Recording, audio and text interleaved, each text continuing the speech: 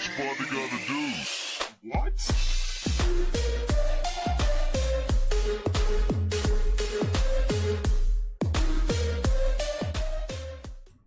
Hi guys, welcome to a new video. We're doing the King's Gambit today. Thank you for all the support, all the subscribers, all the likes. Do the same for this video, please. Yeah, today we're going to be learning about the King's Gambit and more in particular the 3 bishop c4 variations. Okay, so let's get right into it. Well, actually, before I start, there's a Discord group. Join it. It's going to be down below. It's like a lot of like-minded people that share a passion for chess, and you can come learn with us. Also, you can join these lessons live at 8:30 p.m. every single day on Twitch. Just go down below, twitch.tv/JapaneseTutor. And we're not following any books, but if you do want some recommendations of books that I recommend, again, they're going to be down below. So thank you guys all for that. Sub. Make sure to sub and like. Thanks. Okay, so let's go into this 3 bishop c4 variation. Okay, so e4, and this is what we're studying, the King's Gambit, f4, and then bishop c4. So there are a lot of lines here, like this queen h4 line, but you know, after king f1, white gets a lot of play. So this is a game that was played in 1997. This is I'm gonna butcher the name, but Westernen and Thorfin's, and hopefully I said that right. So knight f6, knight c3, and this just shows you like what great positions come out of the refuted opening. Knight f3, okay, d6, bishop catches f4. We get the pawn back, and also the great thing about the King's Gambit is that this line opens up very quickly. This is usually a route to attack for black. And now I want to tell you about this like little nuance. Whenever your bishop is attacked with knight e5, we don't really care about taking this pawn. Just bring the bishop back because they're still eyeing f7. Little nuance that King's Gambit players should know. Okay, so after h6, I think white is completely better because we're gonna have a huge center, a lead in development. They cannot castle anytime soon. Bishop g4, d4, knight captures f3, g captures f3, and as you can see, we're just pressing. Now, rook e1, and taking here is dubious, just positionally, because now you can't really castle. You open a line for the rook that wasn't doing anything.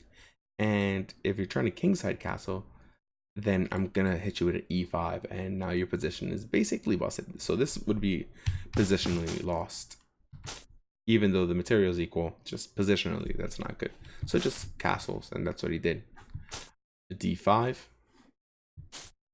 knight h5. Okay. What happens, let's say, after bishop d7, then we have the very nasty threat of queen to d4. And we have all of our pieces, you know, just coming in. Maybe a4, maybe this rook can slide over this way and this way. Okay. So knight h4, attacking the loose piece. Bishop back, and queen d4, king b8, and now we're going to start our attack.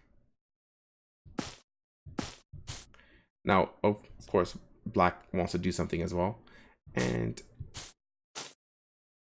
this just leads to some very fancy moves. So bam, and now as you can see that this line is open, right?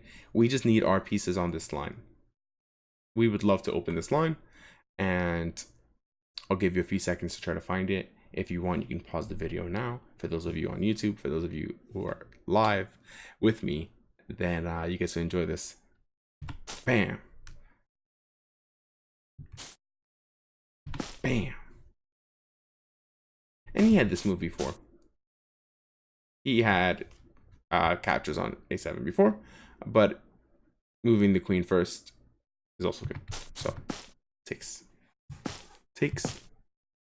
check, and it is game over because they cannot move up.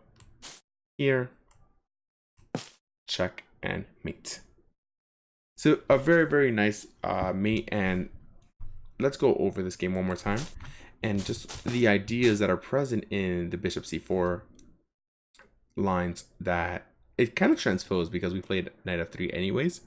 But as you can see, we just get the open f file, play bishop b3 if they attack with knight e5, castle quick. Don't worry about the king losing some refuge or the pawns in front of the king because we're trying to attack them. Oh, also remember that taking here is no good because you're opening the lines, and we're going to take here, or even if we don't get to take there, it's just positionally lost. Right here, d4, queen here, bishop here, b6, right? And we saw what happened in the game.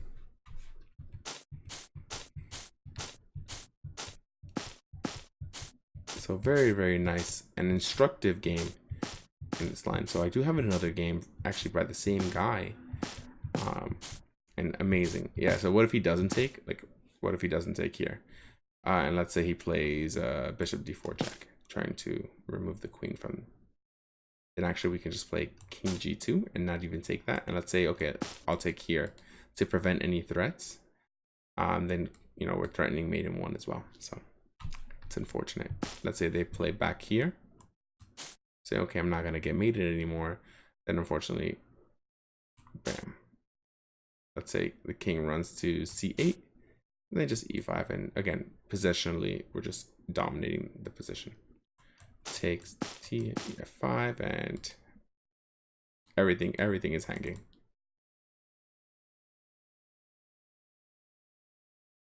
Okay. A way that this can end, let's say we're gonna protect the threat, a way that this can end, d6, and we really have no defense for these moves. We can play e6, we can play bishop d5 coming in here, and it just looks hopeless for black. Okay, now let's go ahead and look at another game, and I'll answer some questions. Welcome everybody. Did someone say book?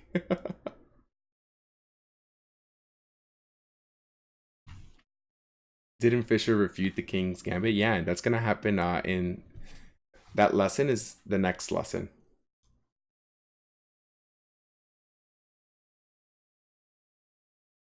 Okay, so that's gonna happen in the next lesson. So let's load this game. And another beautiful game. E4, E5, and F4. Probably the best opening in the world. Captures F4, bishop C4. And this is against Franzen. So they played D5, trying to slow White's roll a little bit. Queen H4, King F1, very, very important, and now F3. F3 with the idea that if we, let's say, take here, hello.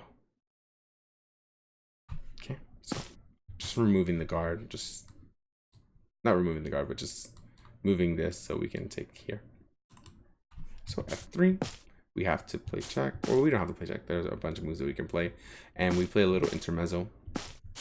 Show check, play a little intermezzo, queen back, queen e2. Now again, fast developing. We have developed 1, 2, 3 pieces, and actually, White is up a pawn right now. 95. Attacking here, attacking here. This is still pinned, right? Also attacking here, so this rook might be able to come in. So here, queen f5 is probably the best move. King e1. This looks like a very, very nice threat soon. Maybe even knight c3, just developing all the pieces. Queen captures c2 is very, very, very greedy, actually. And I will give you a second to try to find the best move. And again, if you're on YouTube, you can go ahead and pause it, really think about this position. But I see something immediately that is no bueno. Wow. Okay. So for those of you who are geniuses and solved it in a few seconds, yes, the simple knight c3 just wins the position outright. Bishop d7, knight captures c6, captures, and GG to the queen. Let's say they move the queen away first. Let's say, okay, like I'm gonna play queen f5, and now knight captures c6, b captures c6, captures c6. You know, bishop d7, king f8. Say king f8. You know, just bishop captures a8 and winning. Just knight c3 does all that, but that's amazing.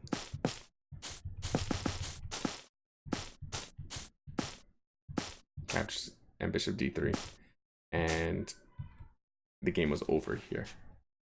We're winning the queen because the queen has no escape squares, and we're also attacking a lot of lines. So really nice 2 games in the bishop c4 line. We got to see 2 different lines, one where they play queen h4 and one where they don't play queen h4. So very nice. And we saw also 2 different plans, one where the king stayed in center, which is not a good plan, and one where the king castle queen side. So I hope this sparks some interest in the King's Gambit. So hopefully you play it. Let me know how it goes down below. And until next time, I'll see you. Take care.